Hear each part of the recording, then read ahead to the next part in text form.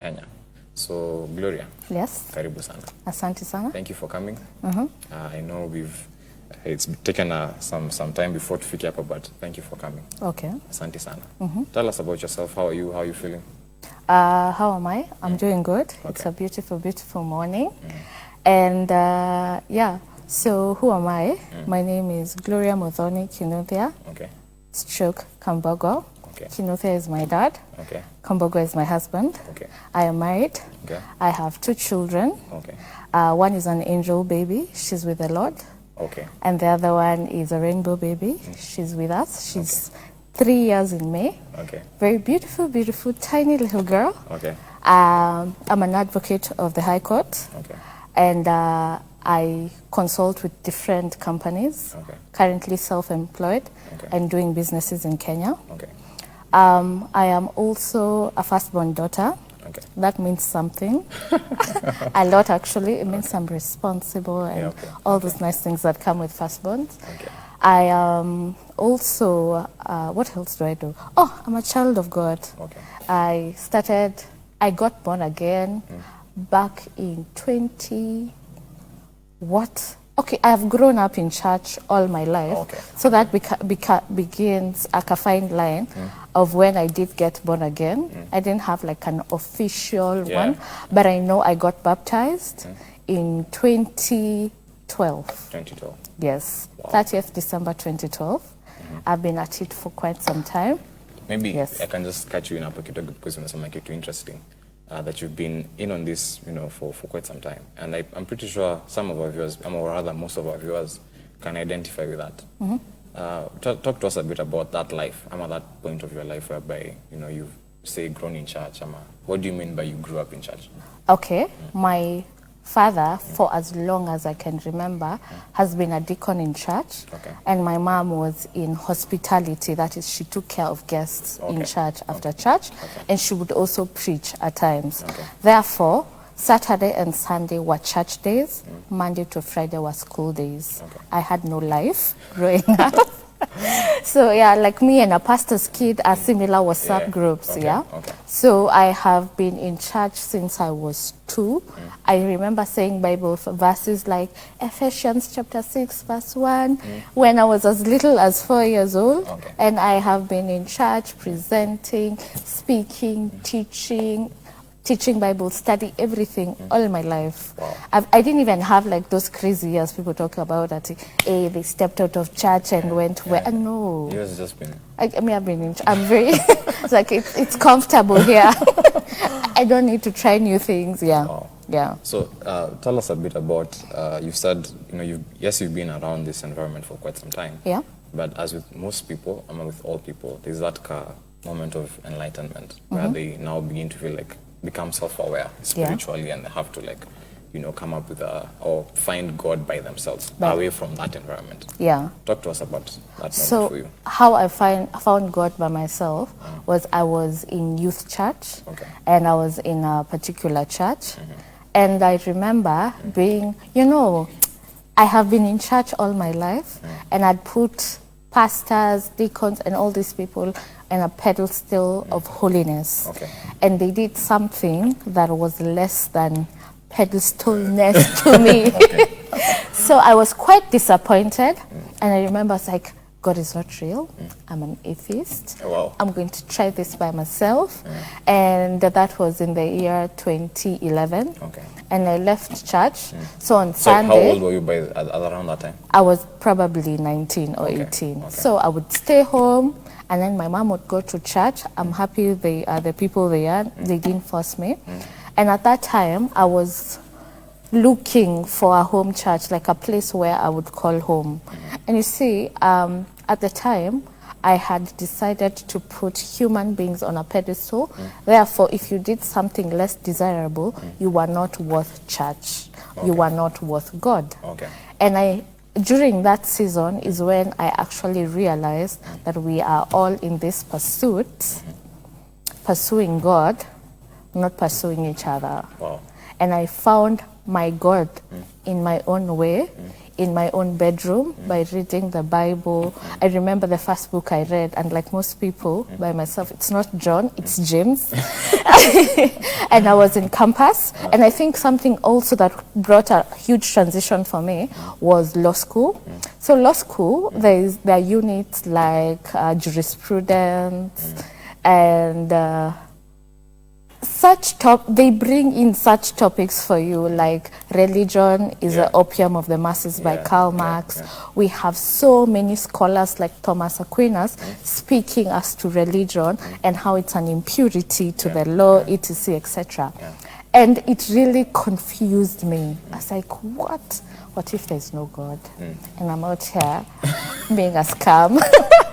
And it was an important moment for me because I was able to realize that my spirituality was not dependent on people. My connection was with God.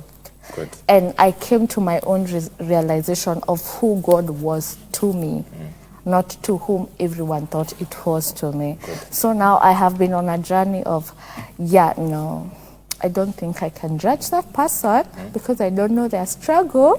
What I may follow Christ and be the best person I can be, God will deal with them. I am not the Holy Spirit. I think that's a very important way of putting things, putting everything in perspective when you say that, at the end of the day, it's ni wewe na Mungu wako. It's just you and your walk. And this whole thing, your salvation is very personal, as it is a collective, because of course it's a fellowship of brothers and sisters and my brethren. But at the same time, it's a very individual walk. So thank you for sharing that. Thank you. So now you got into law school. Talk to us a bit about, you mentioned about how whatever it is you are learning was conflicting with your beliefs and all that. Apart from shule, what else was, in a way, conflicting with your beliefs at that time? I did not have a life, so there's nothing much that conflicted my life, because my life was very triangular. I'd be in church, school, or home. Okay. I'm not even those people who would sleep over at their cousin's place. My mom is a helicopter, hands-on parent. You are either in her peripheral or in school or in church with people she trusts. In fact, she petitioned my father not to allow me to go to a school outside her peripheral, which is the same thing that happened also to my younger sister. None of us went to hostels and what have you. So independent living was not something. She was like, no. She's a child. She stays with me. In fact, I remember when I decided to go to Catholic University because that's where she actually gave a testimony about how happy she is because her child is going to be home and learning from home, which now I do appreciate because I didn't have to battle life by myself. Yes. I think that's relevant in today's topic, which, by the way, our viewers are still wondering what today's topic is, because to me, the engines are going to kick off very fast. But it's interesting that you say that, because today's topic is, we're talking particularly to the young girl, the young lady, who is watching us. And she's now beginning to know herself and to do a bit of self-discovery, particularly in the line of relationships. So there's some exposure, and you are not as exposed. So I think it's going to be an interesting perspective from you who did not have this much exposure, and talk to us a bit about that in itself. Maybe my question should be, so how then did you come to getting exposed? What would you term as exposure for you? When did that happen for you? So being exposed to boys was not something out there or whatever. The thing is, I have grown up with 5 boys. So 5 boys is a lot.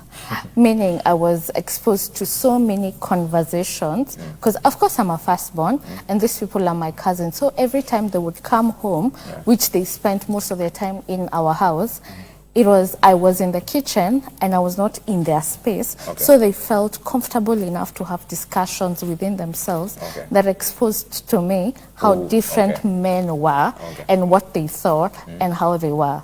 Therefore, I was in a very controlled environment. My mother's house with these people who were my cousins and their friends. In addition to that, my parents were not per se strict about men. My dad was. My dad is a whole vibe. But my mom did not mind. My mom would allow you to go for dates as long as you told her where you were. and what time you would yeah. be home. Yeah. She was very comfortable with you going on dates and going for lunch. And then after that, she would ask you how it was and how your experience was. I also grew up with a friend of mine. She's called Grace Kika. Grace Kika's dad was also very hands-on, just like my mother. Okay. And he would also sit us down, like after he would hold us in his house and ask us, what do you think about dating? What do you think about men? So I was always in a controlled environment that allowed me to experience and explore. I didn't explore chini ya maji or without anyone. It was a very controlled environment. I think the takeout from that, what you're talking about, a controlled environment. Yeah. One, that it's possible for anyone, well, in this case, a lady, a young girl, to get exposed, even right from setup in nyumbani. Yes. In the sense that it's not always supposed to be, say, romantic or like sort of romantic exposure. You can still learn about the other gender from your brother, from your cousins or your neighbors. So I think that's an interesting take. You've mentioned about how, your parents, some of your mother, she was a bit, alikuwa na kuallow you really just grow into it by yourself. Yes. What was that experience like for you as we near a short commercial break? It was a very good experience for me because she would before the date or before I left the house or went somewhere, would have these topics in the household, even with my dad, my mom, my younger sister, and she'd tell you, carry this amount of money when you're going on a date. Don't order food for things you cannot afford. Some of your turn. Yeah. So even if he doesn't pay, you will pay and then come back home and you're safe. If at any moment you feel unsafe, you can call me, you can text me. Ensure that when that boy is coming to pick you up, you bring him into the house so that we see him, you know. And with that, it actually helped me weed out so many people. I remember this one particular scenario we have never forgotten. This gentleman came to the house and I'm young and I'm foolish. So he's exciting, he used to speak he had gone to shule outside, he has the wang. So he walked into the house and I remember he had long locks and not the ones that people go to the salon and have them manicured. No. The bad ones that grow out. And I think he had smoked weed. Again, I've grown up in a controlled environment. I do not know what weed is and how it smells like. I just thought his perfume was a bit off. And with that, he walked into the house and my mom looked at him and told him, can you step out kidogo? And he stepped out and my mom looked at me and told me, what level of low self-esteem is this? Those were her words in verbatim. What level of low self-esteem? I will not allow this. This one will do this, do that. And she wasn't wrong. At the time, I was offended. Let's leave it at that for now because Naomi, our camera crew, anacheka sana. So we'll be right back after the short commercial break.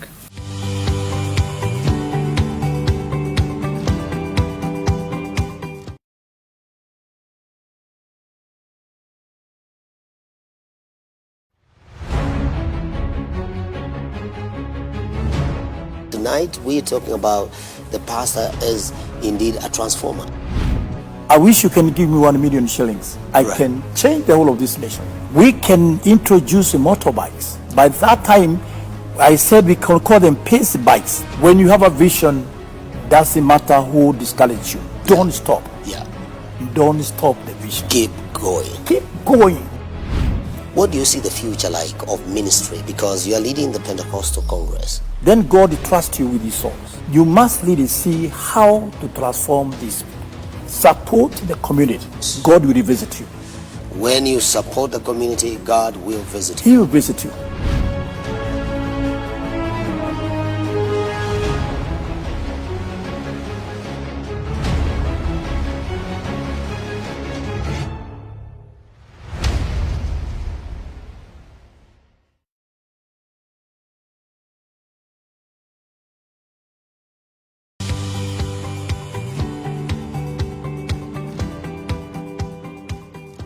Welcome back. So tulikuwa tumefika hapo where you got offended. Yeah.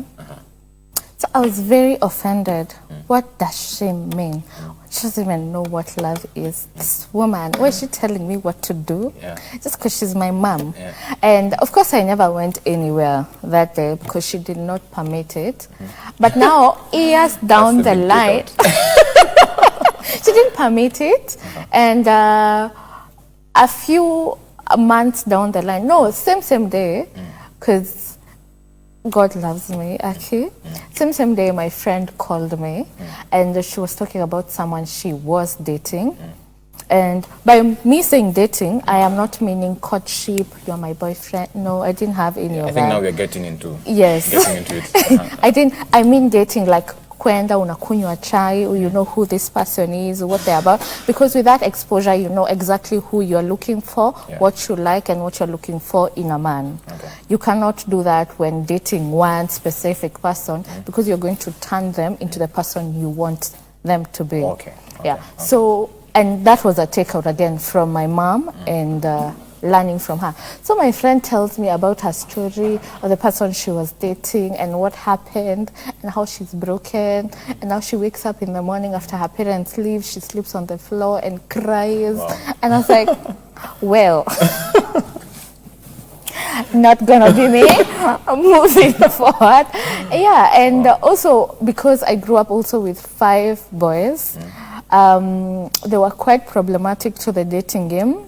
Okay. Because every single time a person akipita ngie kwetu, the next time apparently they would stop him and threaten him. You know, I remember this one time when I was in campus, so I was old enough to choose what I wanted. I was smart. I'm a lawyer. I passed. Wow. So there's this guy who liked me, and I was like, hey, this one, we can vibe. Then we'd talk, we'd use the same matatu. He told me he'd also want to join Catholic University. He was working also, so he'd pay his own school fees. Then at a particular point, he would, like, he'd see me and cross. And I'm like, what did I say? What did I do? So years later is when I discovered that my cousins met him had one evening and they had a conversation and he was like, you know what, I'm not about this life. It's never that serious. Wow. Yeah. So I think there's some things we sum up that need you to say them better. Yeah. Outside of your own story. Yeah. You've talked about, earlier you mentioned how your mother would sit you down and tell you give you some pointers as far as, you know, you going out and meeting who this person is. So talk to us a bit about those things that she said. The things she would tell me, like, number one, if he's coming to pick you up, please bring him to the house. Okay. We need to see him. Okay. And for me, that also gives a nice perspective because my mom and my dad will see something I do not see. Okay. Yes, of course, my dad will be giving him dirty looks the whole time, but at least he knows where. Yeah. And also, it also brought in something about safety, that it is difficult for someone to harm you or hurt you when they know your parents know they have been his exposed. face. They're like, yeah, no, I can't. That's one. Secondly, they would tell me things like, even money-wise, you know, don't order for something you cannot afford. Can I request you to just say that again? Do not order for something you cannot afford. If you have 1,000 shillings, it should account for your fare coming back, and it should also account for the food you eat. And sometimes she even goes further of even you can be able to pay his meal if he decides to go to the toilet and go missing. You don't have to. But anyway, even if you find yourself in that situation, call us. Okay. We will come, we will bail you out. Okay. Do not try to do things. Because you see, my mom said this, I have an expectation you will date. Okay. If you don't date, that's a problem. Because, you know, naona nikikosa mjukuu. So there's an expectation I will date. Therefore, they actually parented me through my dating process. Wow. Yes, because you know, most parents shy off, like, we don't want to talk to about this. Even my mom had a conversation, this one was intense. They told me, if you put yourself in a position and you got pregnant, bring that child home. Okay. we will not kick you. We will be disappointed, but we will not kick you out. We will not harass you. We will not tell you this is your punishment of your consequence. Bring that baby home. Before even you get to a situation where you find yourself expectant, which I think we need to dwell on kidogo, about transparency between you and the person that you're meeting, and also between the two of you as a collective, and now your folks. Assuming that the same would happen with Amatu, this guy's home. Maybe if you were the one who was going to pass by their place, that maybe you also know Nuko. I'm just trying to say that there should be the level of transparency in Afako very high. The standard is very high. And now we've come to a place whereby, yes, we are out. How would you handle yourself now in the date? In the date? Yeah. Mostly, I'm in the date to know you. Okay. And I'm very chatty. Okay. And very... We can tell.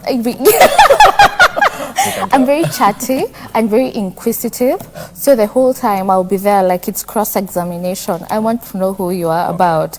Because sitaki kupigwa na butwa huko mbele. So I'm in the date to find out, but who are you? What are you about? Because dates are interviewing processes where you weed out people. Dates are not to find out whether this person is the love of your life. You're not, because of being raised in church, it's like date to marry. Now, most of the time, when you have that mentality, you walk into a room and you want to transform him into the perfect husband. Yes, he has to be tick, tick, tick. No, I would let you be comfortable and we would talk about it. Like, what do you like? What's your favorite color? Do you want to get married? Do you want children? How many kids do you want? And I'm very unafraid. You know, the way we have rules for dating, don't ask that on the first date. I will ask so that we don't waste each other's time. Do you want kids? And he'll be like, no, I don't want kids. Do I want kids in my life? Yeah, no. There's also something I was taught. My mom would say, write down the person you want, then look at that person, and then decide what that person would want in a woman. Then become that woman. For the sake of now. Write down the person you want. After you have written down the person you want, I want you to become the woman that person wants. Exactly. Yes. Now, when you are holding someone to a standard, you're also holding at the standard. Yes. Therefore, when you go on a date, you're trying to weed out the person, but also weeding yourself and in yourself. So that you don't expect, like if you're not a trustworthy person, don't expect trust. Because eventually you attract who you are. You cannot give what you don't have in any case. Yes, and you attract who you are. Therefore, if you want a particular person, you have to be a particular person. Wow. I think that's very important because even for me, I'd say in my experiences, that's the measure, that's a measuring rod that I have. I'm like, this is the person that I want. And would this person want me the way I am right now? If the answer is no, then I have to do better. I have to do better. Yes. So you've talked to us a bit about how you carry yourself in the date. Talk to us about now post umeenda nyumbani amekudrop. Talk to us a bit about what is that experience like. What is the aftermath now that you've gone and you had your checklist? Do you go back home in the night and you just put X's and crosses and delete that number and block it? No, actually not really. When I would get home, of course I'm very excited. So I'm busy telling my mom, my sister, and anyone who has time to hear me how it was. And that would tell them even the level of excitement I have with a particular person. And then when I go home, I journal a lot. So I will journal the day and let it go. Then after the excitement drowns out, you get sober. Now you read yourself and you're like, well, he didn't do this. Why did I think he did that? Why did he? And that would give me even leeway to understand, do I want to proceed with this date? Do I want to proceed dating someone? And again, I'm very upfront and honest. Sometimes people think it's rude. So I was like, I don't think we can be with each other the way you think. However, we can remain friends. I am not a big fan of ghosting. Because ghosting is weird because I wouldn't want to be ghosted. Why should I ghost? Therefore, I would have a conversation with the person and I decide I don't want it to proceed. And from that moment forth, I do not act in a manner likely to suggest that there's interest. There's interest, yeah. There's a possibility, there's still a chance. Yeah. I think maybe a quick question, because I feel like those two things are intertwined. One, is it possible for somebody to still maintain friendship even after that disappointment? Because the truth is it's a disappointment. And secondly, how do you as a lady now, when you say that you act in a way that doesn't promote doesn't influence that as a possibility, what is that like as we get into the end of the show? Yeah. So last question first. Yeah. I won't have the conversations that people have whereby someone texts you, hi babe, and then you're like, hi hon. You know, it is suggesting that there is still hope. Yeah. There is no hope. Stop, you know. Or someone asks you to go for lunch. You know, clearly you guys are not going anywhere. However, you still insist on coming for the lunch, letting him pay, letting him drop you off, and then say, why is he so clingy? You are confusing the person. He's not clingy. You're speaking confusion. Yeah. Is it possible to be friends? Yes, if that person is willing. Okay. I am not entitled to your friendship the same way you cannot be entitled to a romantic relationship to me. Maybe say that again. Yes. I am not entitled to your friendship the same way you're not entitled to a relationship with me. Therefore, if you choose to not be my friend, I'm not angry. It is fine. It is well with my soul. Yeah.